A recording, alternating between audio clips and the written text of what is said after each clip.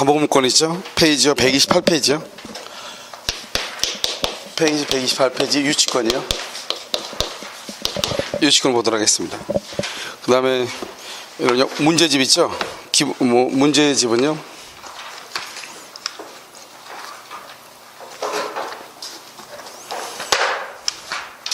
문제집은 페이지요. 267이요.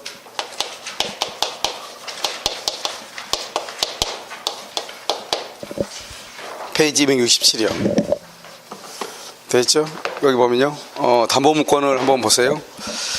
담보물권 보면 거기 유치권이라고 이렇게 나와 있죠. 그래서 먼저 보면 그 유치권은요. 타인의 물건이라고 되어 있죠. 물건 또는요 유가증권이죠. 물건이나 유가증권을 점유한 자가 물건 또는 유가증권에 관하여 생긴 채권의 변제를 받을 때까지 이렇게 되어 있죠. 그것을 불가분성이라고 그래요. 그것을 물건을 유치할 수 있다 이렇게 되어 있죠. 그러면요.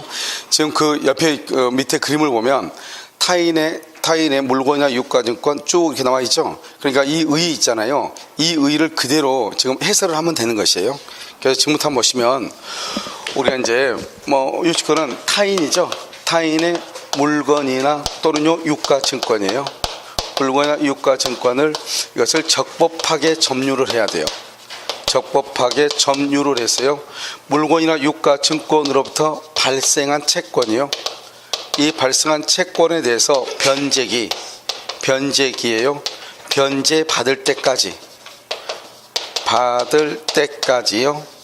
그 다음에 뭐 할 수 있다? 유치할 수 있다 이 말이죠. 이것을 유치권이다 이렇게 얘기하죠. 그래서 여기서 보면 타인이라고 되어 있잖아요. 타인은 누구를 얘기하냐? 유치권자 빼고 다 타인이라고 그래요. 그러니까 뭐냐면 여기서요. 채무자 있죠. 채무자 소유나 제3자 것도 다 되는 거예요. 누구 거나 다 돼요. 근데 여기서 이제 하는 것은 수급인이죠. 수급인이요. 수급인이 재료와 노력으로 건축을 하죠. 노력으로 건축하면 이것은 원칙적으로 수급인 자신의 소유예요. 수급인 소유니까 우리는 유치권 행사를 하면 타인 소유가 돼야 되잖아요.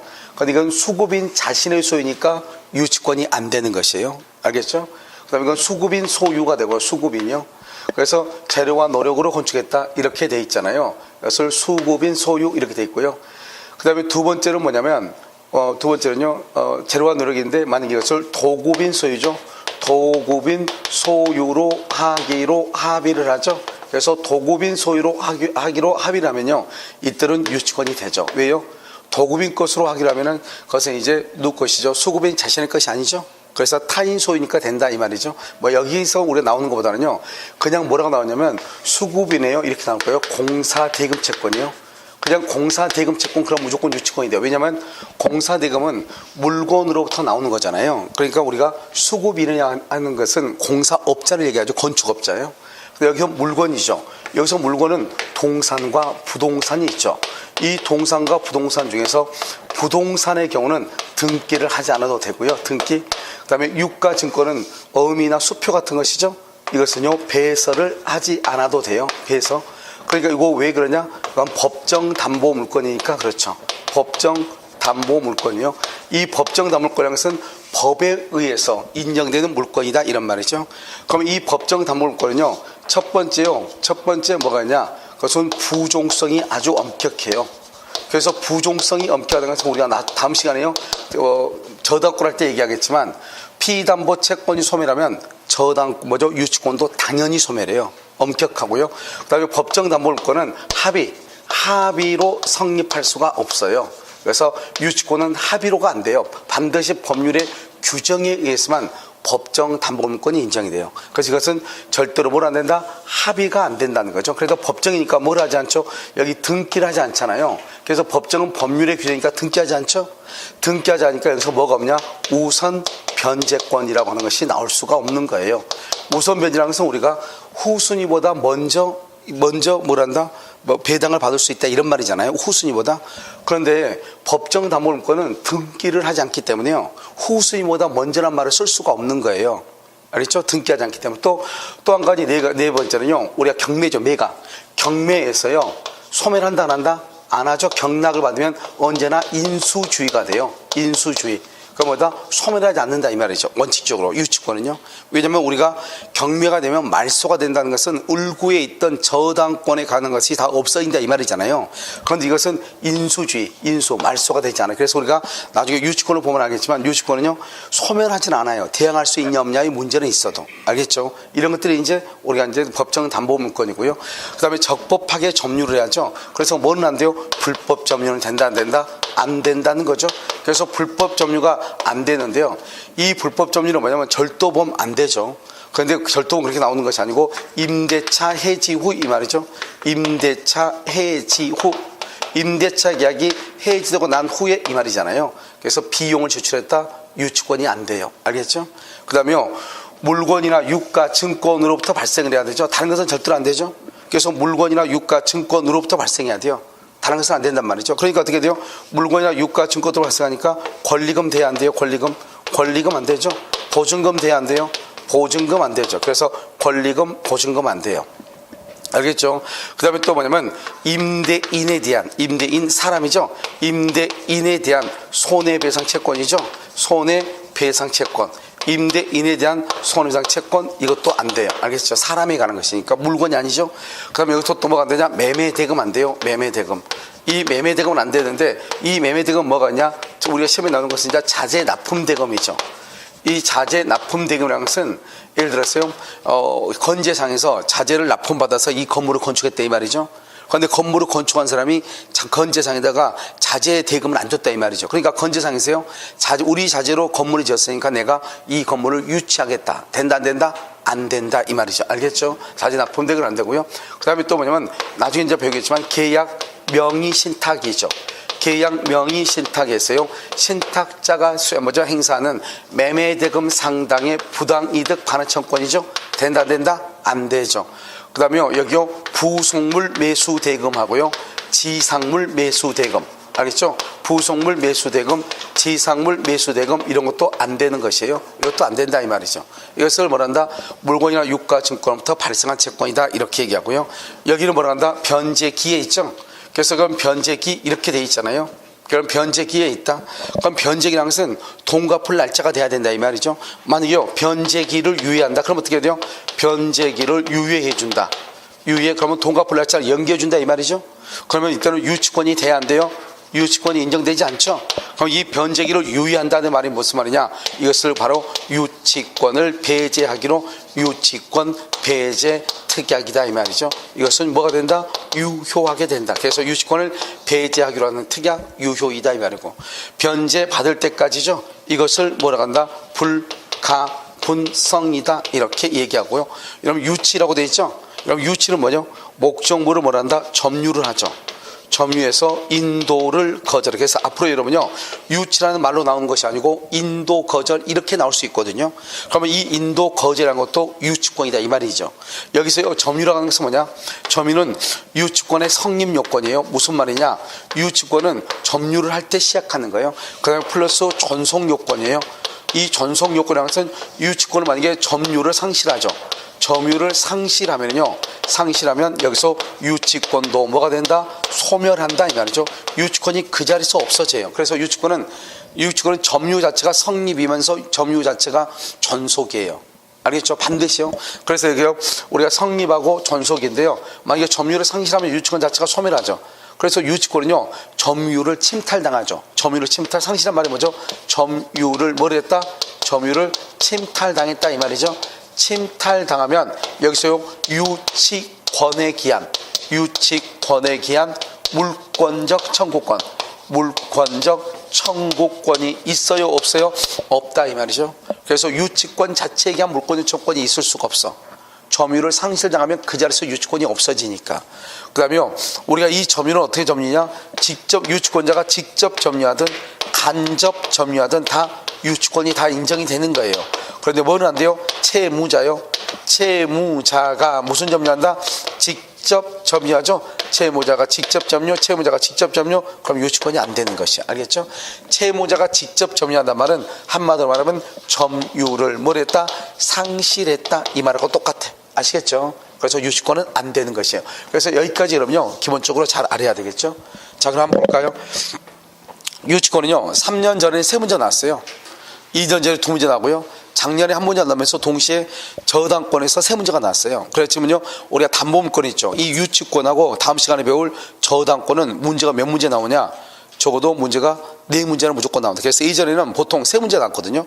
요즘은 3년 가까이요, 연속적으로 4문제가 나왔어요. 알겠죠? 그래서 먼저 거기 보세요. 타인이죠. 타인은 채무자 소유 아닌 물건도 유치권이 가능하다.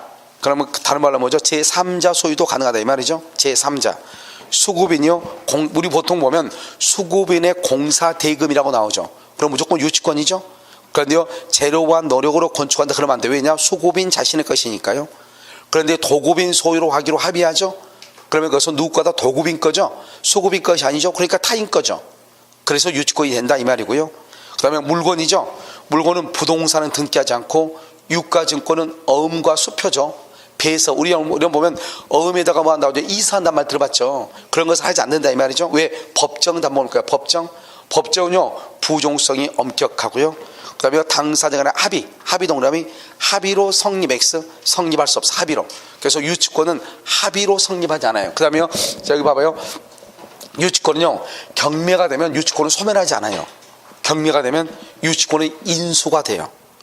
그 다음에 두 번째는요, 유치권은요, 우선 변제권이 있어요, 없어요? 없어요. 그래서 우물추가 없어. 알겠죠?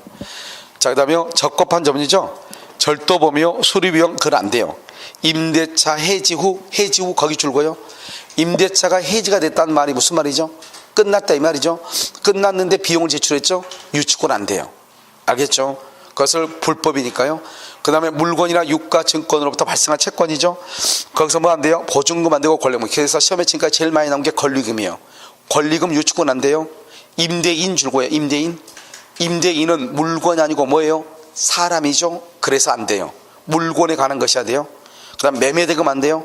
그 중에서 매매대금에서 첫 번째가 중요해요. 자재납품대금하고요, 계약 명의시탁에서 매매대금 상당의 부당이득 반환 청권.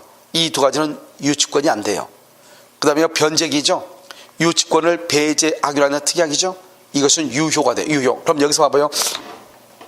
거기다 써봐요. 변제기를 뭘 했다? 유예했다 이렇게 써요. 변제기를 유예했다. 알겠죠? 변제기를 유예하죠. 그러면 어떻게 돼요? 유치권을 행사할 수가 있어요, 없어요? 없다 이 말이죠. 그 다음에 변제 받을 때까지 이렇게 돼 있죠. 거기 보면 뭐라고 돼 있어? 불가분성 그렇게 돼 있어요. 불가분성. 자, 거기다 써요. 잠깐만요. 불가분성이요. 그 다음 장에 있나요? 불가분성을 보면요. 잠깐만요. 불가분성은 뭐가 있냐면, 뒤에 있네요. 있으니까 놔두고요. 불가분성은요, 뭐냐면 예외가 2개가 있단 말이죠. 불가분성의 예외가. 알겠죠? 그건 나중에 나오니까요. 그 다음에 유치죠. 유치는 점유 플러스 인도를 거절하는 거예요. 그런데 여기서 점유는 유치권의 성립이면서 존속이야. 그러니까요, 유치권은 무조건 점유하고 있어야 돼. 그런데 점유를 상실했다. 상실 동남이요. 상실을 거기다 써요. 침탈이라고. 점유를 침탈당했다 이 말이죠. 그러면 유치권은 소멸하는 거예요. 알겠죠? 그래서 유치권은요, 뭐가 없다? 우물추가 없다 이렇게 얘기했죠. 봐봐요. 자, 추구표란 말 설명했죠. 봐봐요. 추구표. 이런 추구한단 말이 뭐죠? 우리가 지금 현재죠. 현재가 있고요. 여기요, 지금 여기요, 과거가 있죠. 과거가 있고요. 여기 지금 뭐죠? 미래가 이렇게 있잖아요. 우리 지금 현재를 기준으로 해서 과거로 돌아가는 것을 뭐라 한다? 소급이라고 해요. 소급. 과거로 돌아가는 것을 소급한다. 알겠죠? 과거로 돌아가는 것을. 그런데요, 우리가요, 사람의 누군가가요, 여기 지금 뭐죠? 여기서요, 이렇게요, 추급이라는 것은 지금 과거 어디서부터요, 미래 어디로 지금 쫓아가는 거예요. 지금 누군가가 물건 훔쳐 도망가고 있죠? 어제 내 물건 훔쳐 누가 도망갔죠? 그럼 잡아서 좀 쫓아가서 좀 빼앗아 와야 될 거 아니에요? 이렇게 쫓아가는 것을 뭐란다? 추급이라고 하는 거예요. 알겠죠? 그러면 추급한다는 말이 있으려면 어떻게 해야 돼요? 어떻게 해야 되냐면 내가 추급할 수 있는 권리가 있어야 되겠죠. 그런데 유치권은 어떻게 돼요? 점유를 상실하면 유치권이 없어져 버리죠. 그러니까요, 여기서 지금 내가 지금 쫓아간다는 것은 누군가가 내 물건을 훔쳐서 도망가고 있다 이 말이잖아요. 그러면 훔쳐 도망갔다? 다른 말로 하면 유치권은 점유하고 있다, 안 하고 있다? 안 하고 있다. 점유 상실이다 이 말이죠.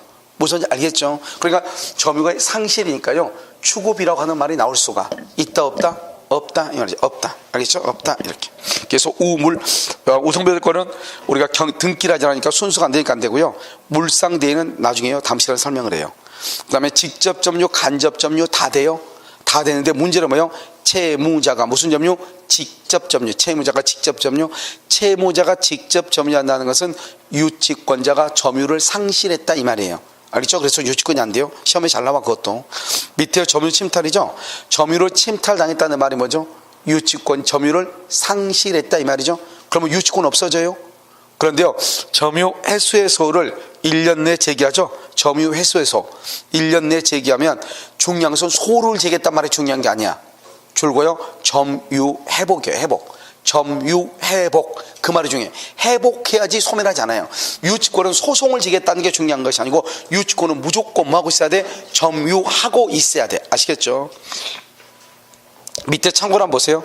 밑에 참고를 보시면 불법 점유라고 지금 나와 있나요? 불법 점유 나와 있어요.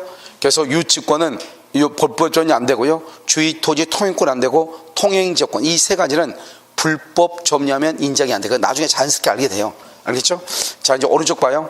유치권하고 지금 항변권하고 지금 이렇게 나와 있나요? 자, 지금 자 여기 한번 봐요. 우리가요 먼저 유치권을 우리가 지금 배우고 있죠. 그럼 유치권은 뭐예요? 유치권은 이것은 물권이죠. 물권. 그 다음에 동시이행 항변권이죠. 동시이행 항변권이요. 이 항변권, 이것은 뭐다? 이것은 채권이에요. 이 유치권은 뭐죠? 유치권은 자기 거예요, 남의 거예요? 타인의 물건이나 유가증권, 타인의 물건의 인도를 거절하는 거죠. 그런데 이것은 동시항변권은 채권이죠. 동시항변권은 자기 채무의 이행을 거절하는 거예요. 말이 완전히 다르죠? 자기 채무 이행을 거절하고 자기 거예요, 자기 거. 유치권은요, 타인의 물건의 인도를 거절해요. 타인의 물건. 남의 물건의 인도를 거절하죠, 유치권은. 그런데 동시항변권은요, 우리가 매매 계약을 하죠. 그러면 매도인은요, 매수인이 잔금을 가져올 때까지 내가 등기 서류를 주는 걸 거절하죠. 그러니까 내 걸 주는 걸 거절해. 자기 채무 이행을 거절하는 것을 항변권이다 이렇게 얘기해요. 알겠죠? 말이 다르죠?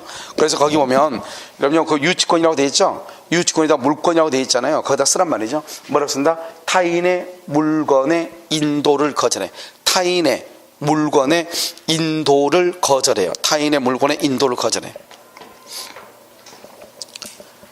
아, 있네요. 죄송해요. 항변권은요, 자기 채무의 제공을 거절한다. 이렇게 돼 있죠? 돼 있죠? 그래서요, 양자는 뭐가 가능하다? 병존이 가능해요. 왜요? 하나는 누구 거고 남의 거고, 하나는 누구 거고 내 거잖아요. 알겠죠? 그래서 병존이 가능하고요. 이러면 봐봐요. 여기 봐봐. 이러면 혹시 우리 형법에서 정당방위라는 거 알죠? 정당방위? 그러면 정당방위하면 어떻게 돼요? 사람은 살인해도 살인이 아니에요? 아니죠. 우리는요, 타인의 물건을 점유하고 있으면 돼야 안 돼요? 남의 물건 점유 안 되죠? 근데 남의 물건을 점유해도 괜찮은 것이 있단 말이죠. 점유해도. 뭐 때문에 괜찮냐? 이 두 가지예요.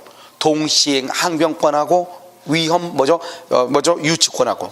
유치권이나 동시행 항변권에 계세요. 우리가 동시항변권이나 유치권이 있다, 그 말은 다른 말로 하면 형법으로 보면 정당방위다 이런 말이에요. 알겠죠? 그러니까 내가요, 남의 물건을 점유하고 있어도 아무렇지 않는 거예요. 적법인 거예요. 뭐에 의해서 하면? 유치권에 의해서 점유하면은. 알겠죠? 그래서 원래는 타인의 물건을 점유하면 안 되잖아요. 그런데 유치권이나 항변권에 의해서 점유하면은 적법이에요. 단지 사용이익은 반환해야죠. 그 다음에 둘 다요, 유치권이나 항변권을 둘 다 뭘 한다? 둘 다 행사하고 있어도 소멸시효가 진행한다는 말이 무슨 말이냐? 이런 말이 봐봐요. 우리가 여기서 이렇게요, 동시항변권 봐봐요. 2월 1일이 잔금 날짜죠. 그런데 을이 잔금을 안 주는 거예요. 그러니까 갑도 을한테 뭘 안 줘요? 등기 서류를 안 주죠. 그 등기 서류를 이행을 거절하잖아요. 이행을 거절한다 하더라도 봐봐. 그러면 을은 갑한테 잔금이 2월 1일이죠. 그러면 갑이 을한테 받을 수 있는 잔금에 대한 소멸시효는 2월 1일부터 진행하는 거예요. 몇 년 안에? 10년 안에. 알겠죠? 그러니까 항변권을 행사하고 있다고 하는 거, 항변권을 행사하고 있다고 하는 거고, 채권의 소멸시효가 진행하는 것은 별개다 이 말이죠.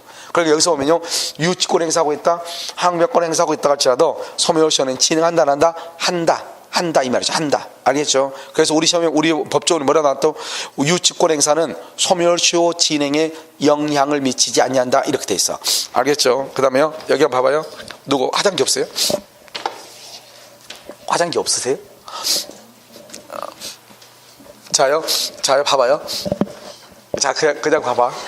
여기 봐봐. 그러면 우리가 이제 소송을 하잖아요. 소송이요. 소송을 하잖아요. 소송을 하면 어떻게 되냐. 자요, 소송을 하면요. 어떻게 하면 제가 비염이 있거나 그런 건 아닌데요. 워낙 뭐 이렇게 그 온도차 이런 거 있잖아요. 뭐 이런 것에 막 이렇게 민감해가지고요. 왜 그런지 모르겠어요. 콧물이 왜 이렇게 나오는지 모르겠어요. 한 여름이고 겨울이고 떠나가지고요. 향수에 민감하다고 했잖아요. 냄새가 이렇게 좀 있거나 그렇지 않으면 지금처럼 막 이렇게 막 급하게 막 오면서 막 뛰어오면서 어떻게 하다 이렇게 보면 그냥 이렇게 콧물이 좀 나와요. 그거 왜 그런지 모르겠어요. 이거 신기해가지고 왜 그런지 모르겠어요. 뭘 방법이 없어요. 한여름에도요. 남들은 다 괜찮은데요. 혼자 콧물을 흘려요. 옆에서 뭐죠? 무슨 여름 같은 데는 특히 여자분들 향수 있잖아요. 그래서요. 자, 이제 소송을 하잖아요. 소송을 하면 어떻게 되냐? 이렇게 하죠. 봐봐요. 끄란 거 아닌데. 가박을 그래 있잖아요. 가박을 하고 있으면 갑이 이렇게 가박고 이렇게 을하고 있잖아요. 그런데 을이 건물을 수리해서 수리비가 1,000만 원이 났단 말이죠.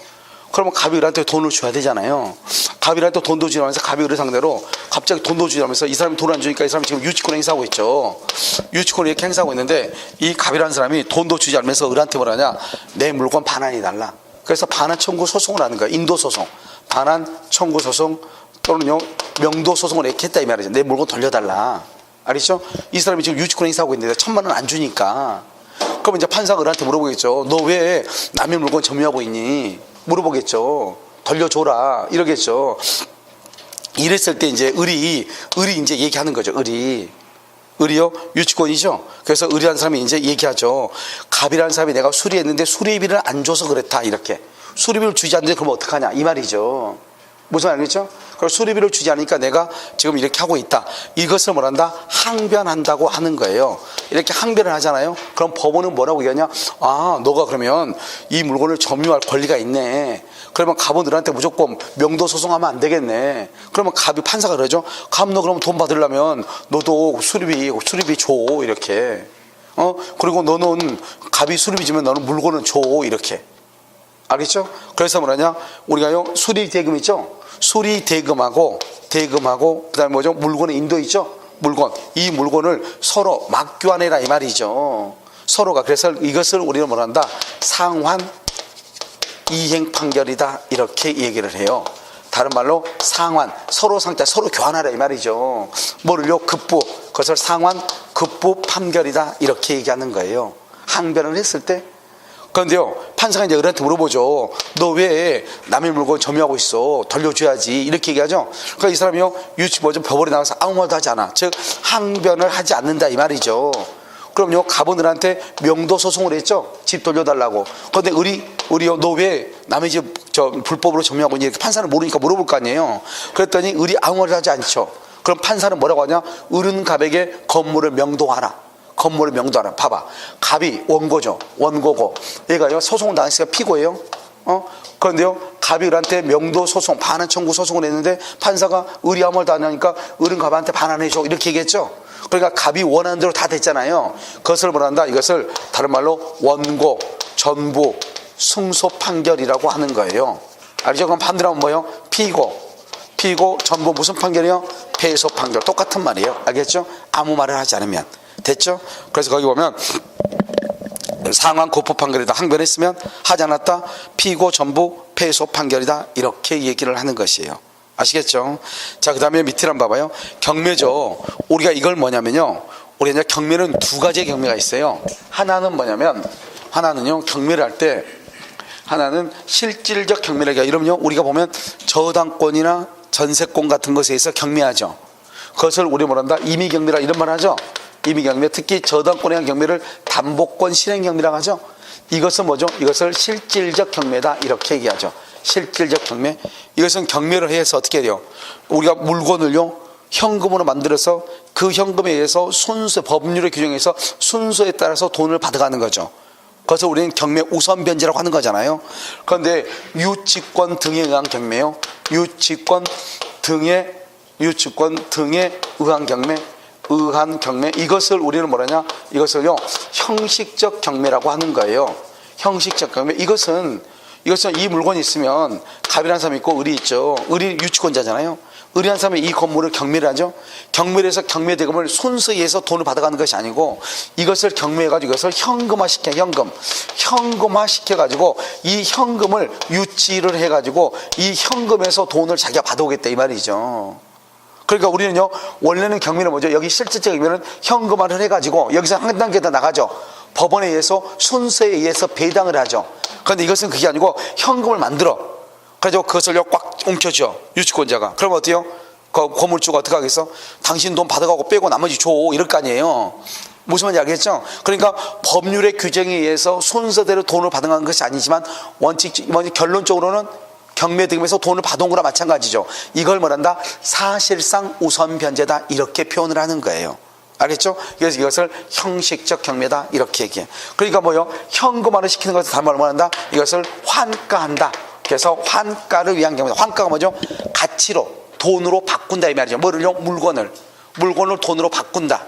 알겠죠? 돈이 뭐죠? 가치죠. 그것을 환가라고 얘기하는 것이에요. 알겠죠? 그래서 환가라는 경매지 우선 변제라는 경매가 아니다. 자, 우리가 그래서 유치권은 여러분요 둘 중에 하나예요. 경매를 하든지 그렇지 않으면 뭘 하든지 간이 변제 충당 둘 중에 하나.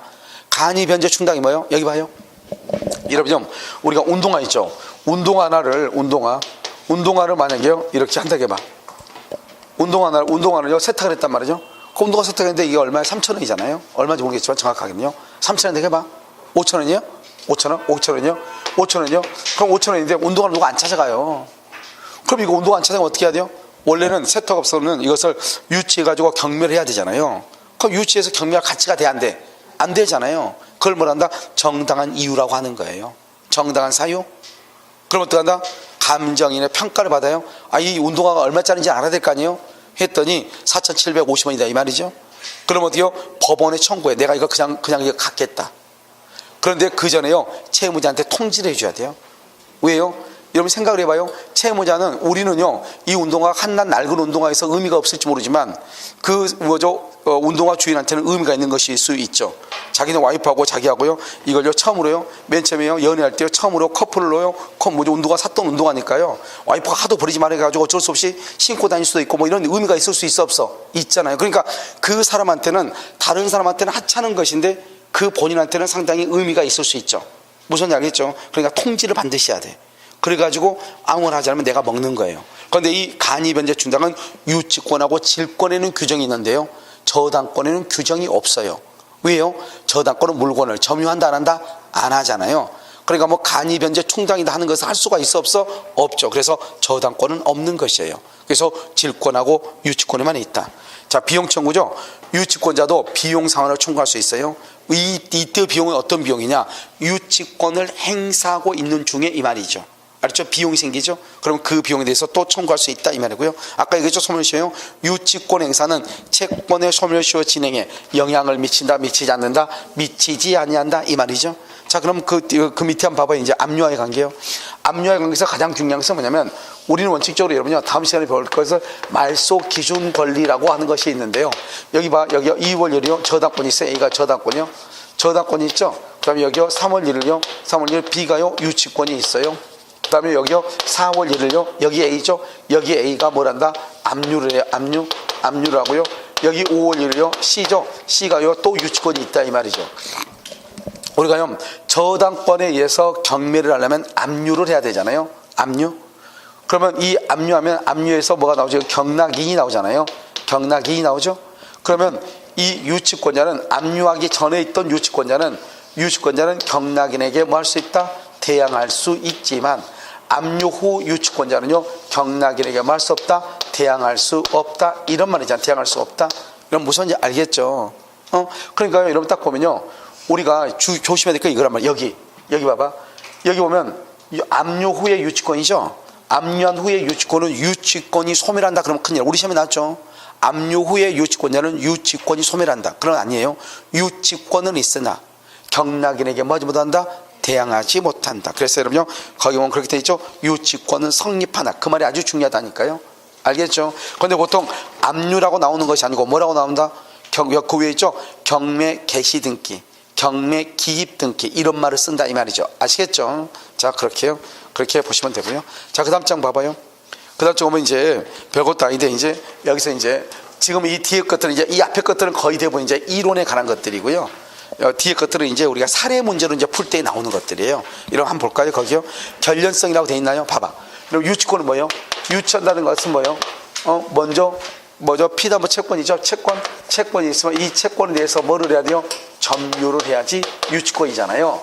그럼 돼요. 채권이 2월 1일 발생하고 점유는 2월 3일 발생했어요. 2월 1일 당연히 유치권이죠. 여기 1번 유치권이죠. 여기는 2월 1일이고 여기는 2월 3일이다. 여기가 점유를 먼저 했어. 2월 3일.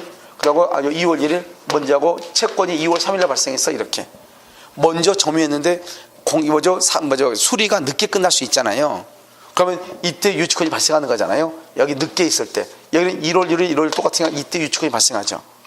그러니까 우리가 뭐냐면 원래 유치는 채권하고 점유가 완전히 이루어질 때 유치권이 성립을 해. 그리고 여기요. 보통 어떻게 하죠?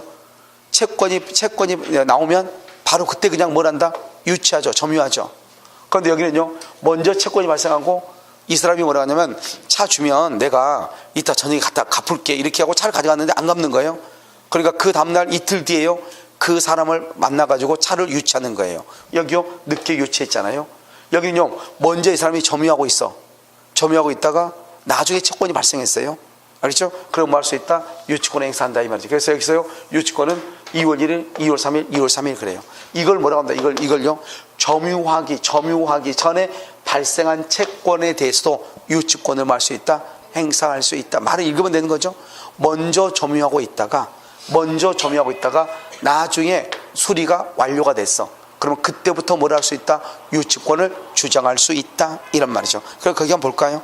자, 이제 채권과 목적물의 점유 간에는 결련성을 유하지 아니한다. 즉 점유하기 전에 발생한 채권에 대해서도 유치권을 행사할 수 있다. 그 유치권은 언제다? 채권 플러스 뭐다? 점유다 이 말이죠. 채권 플러스 130페이지 맨 위에요.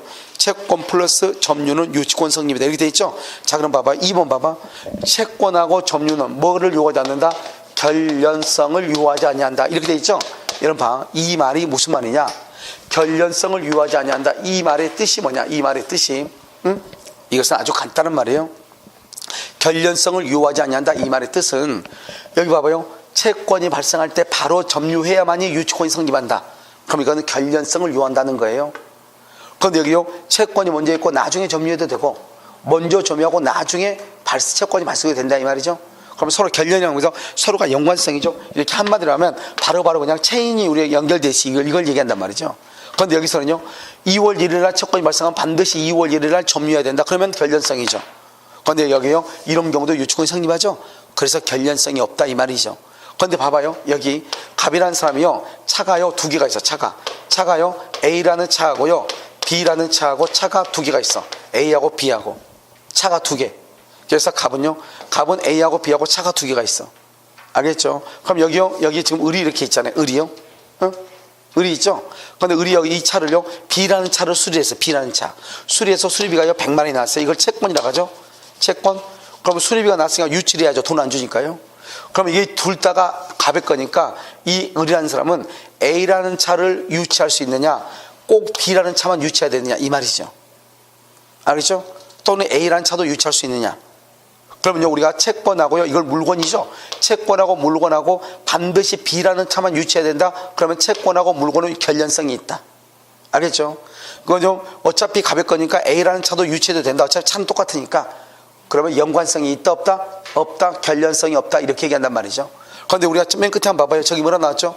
유치권은 타인의 물건이나 물건이나 유가, 증권으로부터 발생한 채권이죠. 물건으로부터 발생한 채권이죠. 그러니까요, 이 물건으로부터 발생한 채권에 대해서 유치권한다 이 말이죠. 그러니까 물건과 채권 간에는 결련성이 있어야 돼 없어야 돼? 있어야 되고 지금 채권과 점유 간에는 결련성을 유한다 유하지 않는다 유하지 아니한다 그렇게 표현을 하는 거예요. 무슨 말인지 아시겠죠? 그렇게 표현을 해. 자, 그 다음에요 이제 오른쪽하고 이제 밑에 보면 이게 아주 재밌는 말이 나왔죠. 여기요 이제 우리 한번 본단 말이죠. 자, 봐. 여러분 채권하고 물권의 차이점을 알아야 되죠. 채권하고 물권의 차이점. 여기 한번 볼까요? 여기 갑이 있죠. 갑이 있고 을이 있죠. 을이 수리비가 100만 원이 나왔어요. 100만 원 수리비가요. 그런데 갑자기 갑이요, 이 건물이 경매가 돼 있어. 병이 경락인이 됐어요. 경락인. 그러면 이 을은요, 이 100만 원의 채권이죠. 이 채권은 이 병한테요, 경락인한테요, 변제 청구를 할 수 있는가 이 말이죠. 변제를 할 수 있는가, 또는 유치권을 행사할 수 있는가. 병한테요, 갑은 을한테요, 변제를 청구할 수 있는가, 또는요 유치권을 행사할 수 있는가 이 말이죠. 유치권을 행사할 수 있는가, 이걸 지금 묻는 거예요. 자, 우리는요 뭐를 얘기하는 것이냐, 여기 봐. 지금 변제라고 하는 것은 뭐냐. 변제는 채권이죠. 채권을 변제한단 말이고, 유치권은 뭐다? 물권이죠. 물권. 여러분, 물권은 뭐죠? 물권은 세상 누구에게나 주장할 수 있죠. 그런데 채권은요, 누구한테만 주장한다? 특정인에게만 주장하죠. 특정인에게만 주장하죠. 특정한 사람에게만 주장하죠. 그래서 봐봐요, 이 을이라고 하는 사람은, 을은 갑의 집을 수리했는데, 갑하고 계약을 해서 갑의 집을 수리해서 수리비가 100만 원이 나왔잖아요. 그러면 이 수리비를 을은 갑에게만 변제를 청구해야 되고, 알겠죠? 이 병은 경락받은 사람은 수리해달라고 했어, 안 했어? 안 했죠? 그래서 병한테는 수리비를 청구할 수가 없는 것이에요. 알겠죠? 그러니까 채권은 특정인의 관계이기 때문에요. 그런데 어떻게 한다? 유치권은 누구한테 주장한다? 유치권은 누구에게나 말 수 있다, 주장할 수 있다. 그래서 유치권은 누구에게나 주장할 수 있다 이 말이죠. 그래서 갑을병 이렇게 나왔죠. 그래서 을은요 수리업자죠. 유치권자, 갑에게 변제를 할 수 있다, 청구할 수 있다. 그런데 병에는요 변제를 청구할 수 없다, 유치권 행사할 수 있다, 이런 말이죠. 그래서 이렇게 되고, 그래서 밑에 보면 수리비는 채권이니까 특정인이 특정인 간에만 청구가 가능하다. 병에게는 청구가 안 된다. 유치권은 점유하여 유치권을 주장하는 건 물건이니까 누구에게나 유치권을 할 수 있다, 주장할 수 있다, 이런 말이에요. 아시겠죠? 자, 밑에요, 왼쪽 한번 봐봐요. 유치권 행사라고 지금 되어 있나요? 유치권 행사. 지금 봐봐요, 건물 있죠? 건물이 지금 갑이고, 자동차가 지금 갑일 거예요, 소유자가요. 그런데 을이요 임차인이에요. 을이 빌려가지고 차를 타고 다니다가 렌트카죠, 가다 사고가 난 거예요. 그래서 수리업자 병한테 수리를 맡겼는데 100만 원이 나온 거예요. 알겠죠? 그럼 수리는 지금 누가 맡겼어요? 임차인이 맡겼죠. 갑이 맡긴 게 아니잖아요. 갑은 차 주인이고 을은 임차인이죠. 렌트카. 그러면 이 병이라는 사람은 수리비를 누구한테 청구해야 되는가 이 말이죠. 차 주인인 갑이한테 수리비를 청구할 수 있는가. 갑한테는 아무리 갑이 차의 주인이어도 저 갑한테는 변제를 청구할 수가 없는 거예요. 왜요? 수리를 맡긴 사람이 누구다? 을이죠. 을한테만 청구하는 거예요. 을한테만. 그런데요, 이때는요 유치권 행사할 수 있다 없다? 있다. 왜요? 유치권을 누구한테 행사한다? 세상 누구에게나. 그래서 여러분 봐봐요, 병이요 그 위에요 자동차죠. 차를 지금 뭐랬다? 점유해서 언제까지? 변제 받을 때까지. 점유해서 변제 받을 때까지 세상 누구에게나 인도를 말 수 있다? 거절. 세상 누구에게나 그것을 말한다? 대세권이다. 대세권, 세상 누구에게나 대항할 수 있다 이 말이죠. 이것을 얘기하죠. 그러니까 유치권은 세상 누구에게나 주장할 수 있는 것이고, 변제는요 누구한테만 주장한다? 특정인에 대해서만 주장하는 것이고. 오른쪽 봐봐요. 이런 원칙적으로 담보물권의 통유성이라고 하는 것은 뭐냐면 담보물권에 공통적으로 적용되는 것을 얘기하는 것이죠. 그런데 여러분요, 여기에서 한 가지 알아야 될 것은 유치권은 뭐가 없다? 가운데 봐봐. 우선배제권 할 때 우 동그라미, 물상대의 할 때 물, 그 다음에 우물, 또 하나가 없네. 추구표가 없네요. 우물추가 없다 이 말이에요. 추구표가요. 알죠? 우물추, 우선배제권, 물상대성, 추구표가 없다 이 말이죠. 이것 빼고는 나머지 봐봐. 이러면 우물추가 없다 해서 유치권에 아무것도 없다 그러면 큰일 나. 유치권은 경매할 수도 있고요. 그 다음에 유치적 효력의 양은 점유한다 이 말이죠. 점유하고요. 그 다음에 불가분성, 수반성, 부종성 이런 것이 있는 거예요. 그러니까 여러분요, 유치권은 우물추가 없다 해서 수반성도 없다, 부종성도 없다, 불가분성도 없다 그러면 큰일 난다고. 유치권은 오직 뭐만 없다? 우물추만 없다. 그런데 질권 봐봐. 질권은 다 있죠. 저당권 봐봐. 저당권은 뭐가 없다면 그때 유치적 효력. 왜 유치적 효력이라는 게 뭐냐? 유치권이라는 것이 아니고 점유하는 것을 유치적 효력이라고 그래요. 여러분 저당권은 점유한다 안 한다? 안 한다 이 말이죠. 알겠죠? 그래서 우리가요 유치권, 질권, 저당권에 공통적으로 다 있는 게 뭐예요? 부종성, 수반성, 불가분성. 맨 끝에 경매권이죠. 또 밑에다 놨어. 밑에다 또 놨어. 경매권 옆에다 써. 경매권 옆에다 점 찍고 뭐라고 쓰냐? 별채권이다. 별채권 이렇게요. 별채권 이렇게. 별채권 이렇게.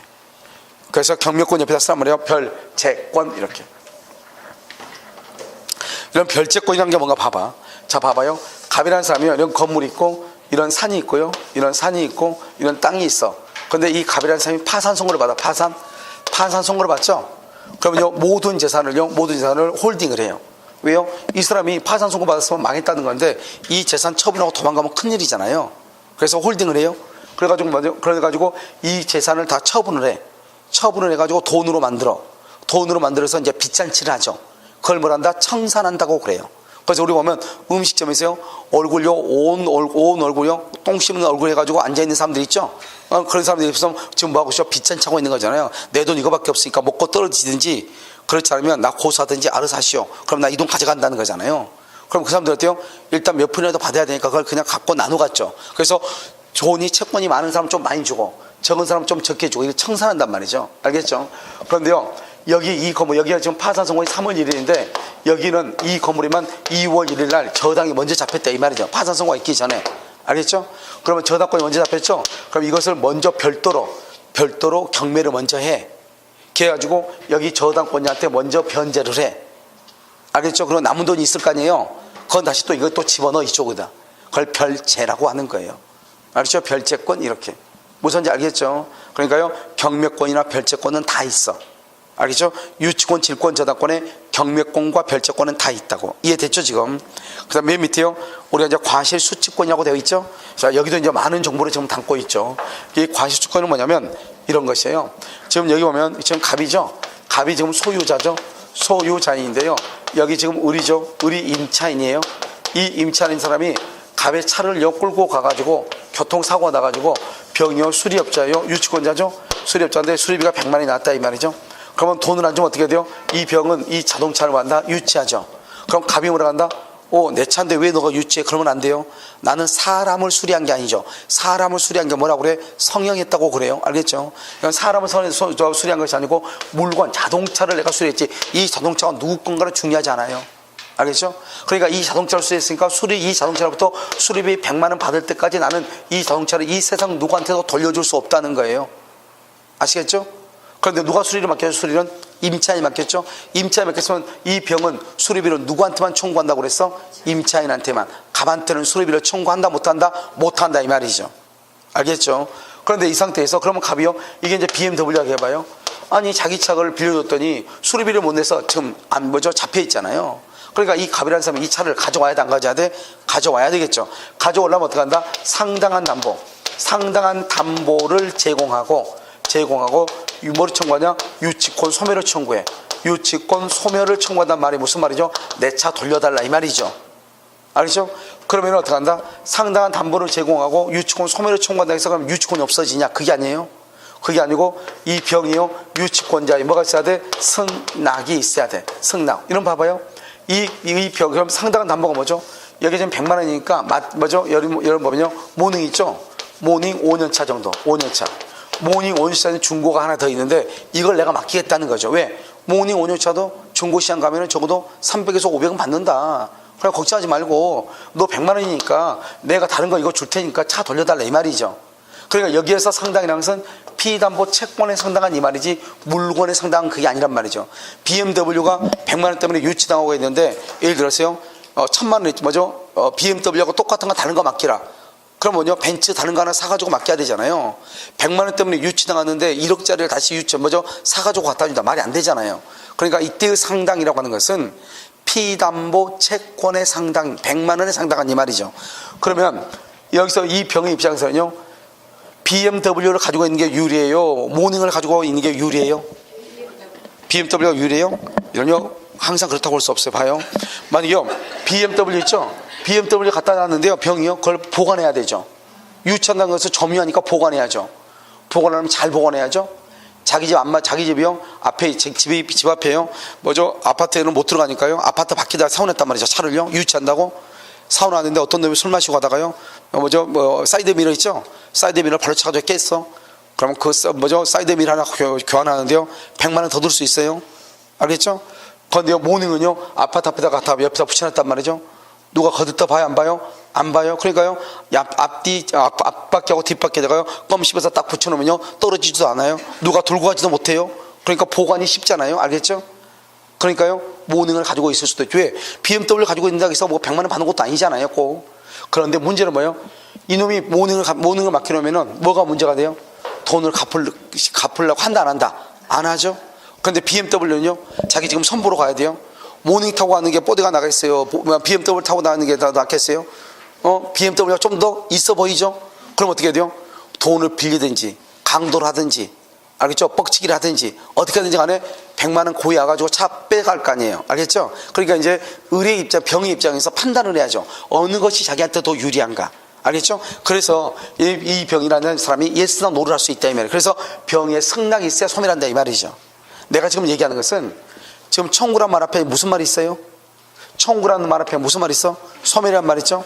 청구권이란 말 앞에 매수다, 분할이다, 증감이다, 소멸이란 말이 있으면 우린 걸 뭐라고 한다? 형성권이죠. 형성권이죠. 형성권은요, 일방적 의사표시죠. 일방적이란 말이 무슨 말이다? 상대방의 동의를 얻지 않고 소멸한다 이 말이죠. 내 말 이해됐죠? 그런데 여기는요, 동의가 있잖아요.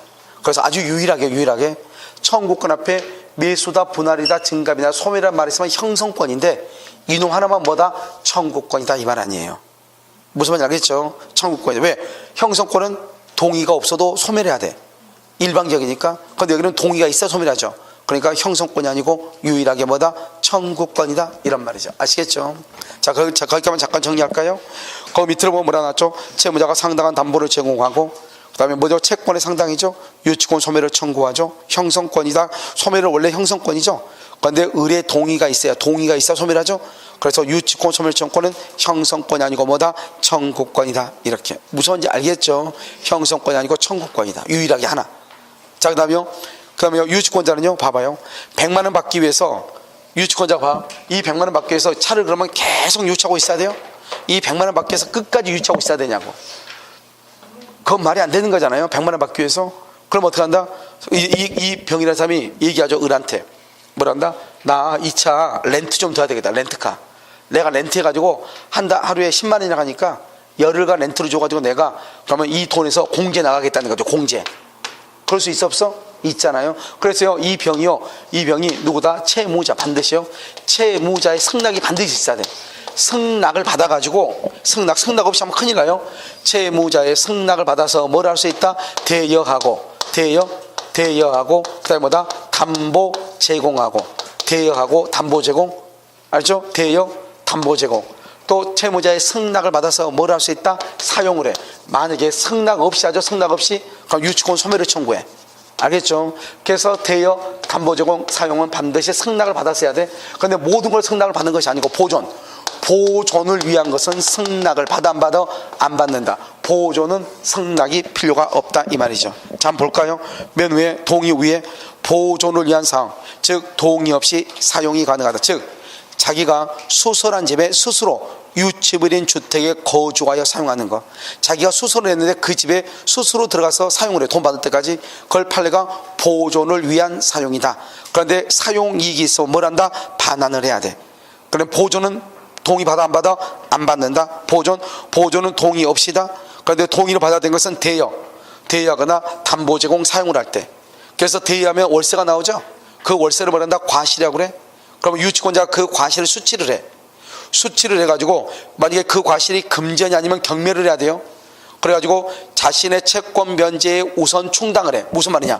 봐봐요. 우선 충당한다는 말은 자기가요, 만약에 월세를 만약에 월세라든가 또는요 렌트비를요 받아가지고 채무자한테 주면 채무자가 돈을 갚겠어 안 갚겠어? 안 갚죠. 그러니까 유치권자가 그걸 받아가지고 채권 변제에 우선 충당한다는 말이 무슨 말이냐? 자기가 받을 돈이 얼마죠?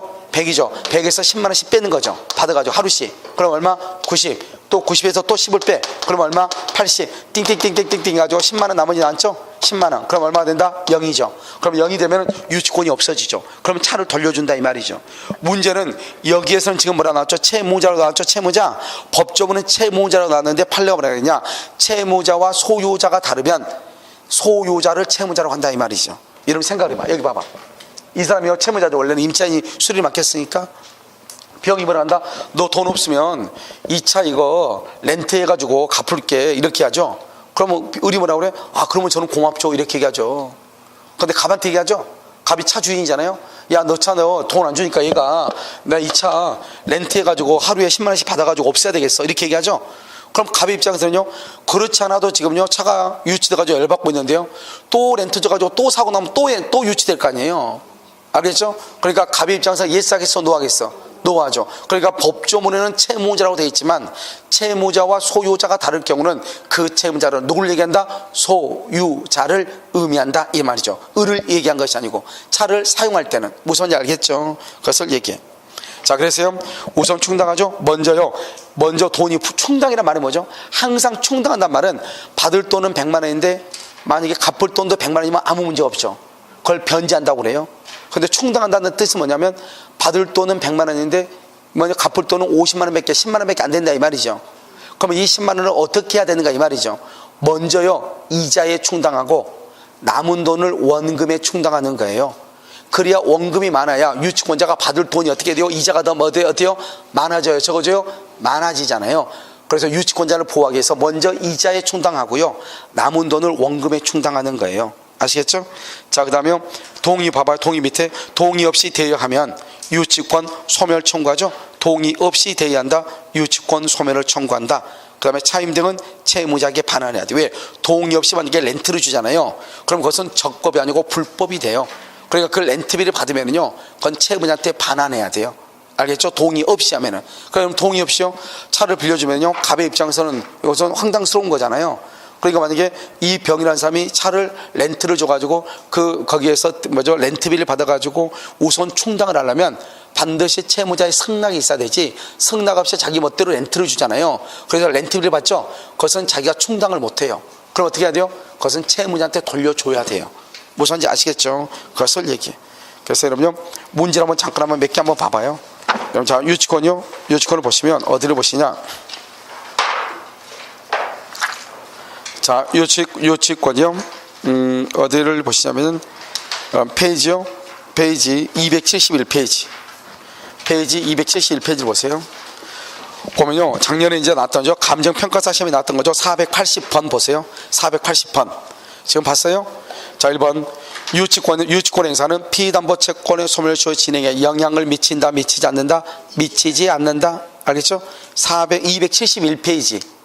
271, 480번. 1번요, 미치지 않죠? 소멸시효는 진행한다고 그랬죠? 2번, 유치권자는 피담보 채권의 전부의 변제를 받을 때까지 줄고 전부의 변제를 받을 때까지 그것을 뭐한다? 불가분성이라고 하죠. 불가분성. 그래서 유치물 전부에 대해서 권리를 할 수 있다, 행사할 수 있다. 자, 3번은요, 근저당권 설정 후, 그렇게 돼 있어요. 근저당권 설정 후 그 실행에 따른 경매로 인한 압류 동그라미 압류가 효력이 발생하기 전, 압류 동그라미 전 동그라미 압류 전 뭐랬다?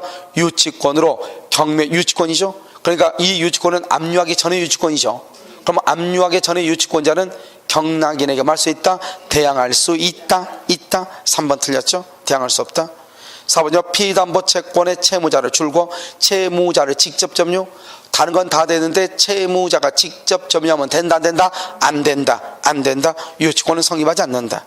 5번은요, 유치권자는 경매로 인한 매수인에 대해서 피담보 채권의 변제가 있을 때까지 줄고 변제가 있을 때까지 유치물의 목적물에 줄고 인도를 거절 이퀄 유치권 행사죠. 이런 경락인은 누구죠? 제3자죠. 제3자한테 뭐는 청구할 수 없다? 변제를 청구할 수는 없다. 뭐는 할 수 있는데 유치권은 주장할 수 있는데 뭐는 할 수 없다? 변제는 청구할 수 없다 이 말이죠. 자, 482번을 봐봐요. 그 다음 장이요. 자, 482번 1번이요. 유치권에는 뭐가 없다? 물상대의성. 자, 없어요. 482번. 유치권은 뭐가 있어? 물상대의성. 또 써요. 옆에다가 우선 변제권. 물상대의와 우선 변제권이 없다. 2번은요, 당사자가 미리 유치권의 발생을 배제하는 특약 줄고 유치권의 발생을 배제하는 특약 거기만 줄고 그것은 유효이다, 무효이다? 유효. 유치권은 발생하지 않는다. 이렇게. 3번은요, 유치권에 의해 담보되고 있는 채권의 소멸시효. 소멸시효는 유치권 행사 시부터 중단된다, 진행한다.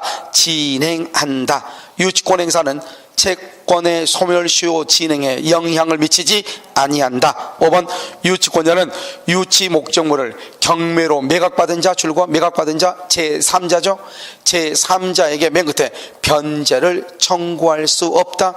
그런데서 유치권 행사는 가능, 유치권 행사는 가능하다, 이런 말이죠. 484번 봐봐요. 특별한 사정이 없는 한 간접 점유는 유치권의 성립 요건이자 전속 요건인 점유에 해당하죠. 직접 간접 다 해당해. 옆줄 긋어 채무자가 직접 점유하면 X, 채무자가 직접 점유하면 안 되죠. 채무자가 직접 점유, 그것만 안 되죠. 자, 2번은요, 건축자재 공급업자가 건물 신축공사 수급인이 공사업자죠. 수급인과 체결한 자재 공급 계약에 따라 건축 자재를 공급해서 자재 공급업자는 줄거 자재 대금을 피담보 채권으로 하여 맨 끝에 유치권을 행사할 수 없다. 옆쪽을 긋고 매매 대금이므로. 매매 대금 안 된다고 그랬죠? 매매 대금은 안 된다. 3번은요, 유치권에 대한 경매 절차가 정지된 상태에서 그 목적물에 대한 담보권 실행을 위한 경매가 진행되어 매각이 이루어지게 되면 매각 이러면 유치권은 절대로 소멸한다 했어, 안 한다 했어? 안 해. 유치권은 경매로 인해서 소멸하지 않아요. 유치권은 인수주의야, 언제나. 이러면 중의사부터 배웠죠. 한 가지 얘기 안 했네요. 이런 봐봐. 내가요, 유치권에 의해 써봐. 거기다가 유치권에 의해 경매 진행 중에 저당권에 기한 경매 신청이 있으면 유치권 경매는 중단이 돼. 경매는 중단이 돼요. 알겠죠? 유치권 경매는 중단이 돼. 유치권의 기해 이래야 되나? 유치권의 기해 경매 진행 중에 저당권에 의한 경매가 신청이 들어오죠? 그럼 유치권에 의한 경매는 중단이 돼요. 알겠죠? 그래서 저당권이나 질권이나 전세권에 의한 경매가 진행되는 것이에요. 무슨 말인지 알겠죠? 그러니까 우리는 유치권에 의한 경매를 무슨 경매라고 그래? 형식적 경매다, 이런 말을 쓰는 거예요. 알겠죠? 그래서 여기 지금 보면 뭐라 나왔죠? 유치권에 의한 경매 절차가 정지된 상태에 이렇게 돼 있죠? 이렇게요. 자, 4번은요, 유치권자로부터 유치물을 유치하기 위한 방법으로 유치물의 점유를 위탁받은 자는 특별한 사정이 없는 한 점유할 권리가 있음을 들어 소유자의 반환을 거부할 수가 있어, 없어? 있다. 이런 방법. 이건 지금 뭐예요? 4번이 뭔 얘기예요? 유치권자로부터 유치물을 유치하기 방법으로 줄고 유치물의 점유를 위탁받은 자, 이건 누구예요? 유치물의 점유를 위탁받은 자가 누구예요? 직접 점유자잖아요. 유치권자가 물건을 맡겼다 이 말이죠. 자기 친구한테 너가 좀 복원 좀 하고 있어라. 그 사람이 직접 점유. 그러면 유치권자는 무슨 점유? 간접 점유. 유치권이 된다 이 말이지. 이걸 간접 점유하고 그래. 유치권에 간접 점유 된다. 근데 이 위탁을 누구한테 하면 안 된다고? 채무자한테 하면 안 된다고. 채무자. 알겠죠? 자, 그 다음에 5번은요. 건물 신축 공사를 도급받은 수급인은 사회 통념상 독립한 건물이 되지 못한 정착물, 줄고요, 독립한 건물이 되지 못한 정착물, 여러분요, 뭐가 없다는 거요? 거기다가 독립성 X 썼어요. 여기 지금 보면 5번에 첫 번째 줄 가운데 보면 독립한 건물이 되지 못한 정착물 줄 걷어요. 거기다가 이퀄 독립성 X, 독립성이 없다 이 말이죠. 자, 두 번째요, 부합 X, 독립성 X 이퀄 부합 X 이퀄 구성 부분 이 말이죠. 구성 부분. 그러니까 이것은 독립성이 없으니까 독립성이 없죠. 그래서 정착물을 토지에 설치한 상태에서 공사가 중단이 되죠. 위 정착물에 대해서는 유치권을 행사할 수가 있어요, 없어요? 왜냐하면 유치권은 원칙적으로 물권이죠. 물권은 물건을 지배하는 거죠. 물건은 뭐다? 독립성이 있어야 되죠. 아직 이것은 독립성이 있다 없다? 없다 이 말. 독립성이 없다. 알겠죠? 그래서 그런 것이에요. 독립성이 없으므로 이 말이죠. 자, 하나만 더 풀어. 486번. 옳지 않은 것은요, 유치권은 점유 상실로 소멸하죠. 상실 동일하며 상실 유치권은 뭐다? 유치권은 점유는 유치권의 성립 요건이면서 무슨 요건이다? 무슨 요건? 존속 요건이죠. 그러니까요 상실하면 존속하지 않죠. 소멸하는 거예요. 2번 유치권은 항변권과 뭐 할 수 있다? 병존할 수 있다. 자요 3번은요 유치권자는 채권의 변제를 받기 위해서 유치물을 뭐 할 수 있다? 경매 써 경매 거기다가 우선 변제를 위한 경매 X 우선 변제를 위한 경매가 아니다. 4번 임대인과 임차인 사이에 건물 임차 건물의 명도시 줄과 권리금 줄과 권리금 아니요 두 번째 줄 줄고요. 거기 줄 걷어요? 관계없는데 두 번째 줄 권리금 반환 채권 두 번째 줄 그냥 권리금하고요 보증금하고 매매대금 된다겠어 안 된다겠어? 안 된다겠죠? 행사할 수 없다. 틀렸죠? 5번요 채권자가 채무자를 직접 점유 줄고 채무자를 직접 점유 지금 두 번 나왔죠? 유치권을 성립한다 안 한다? 안 한다. 유치권을 성립하지 않는다? 이렇게 문제가 나오는 거예요. 알겠죠? 그러니까 우리가 지금 배웠던 것하고 다른 국가고시 문제하고 똑같아요. 아시겠죠? 잠깐 쉬었다가요 하도록 그렇게 하겠습니다.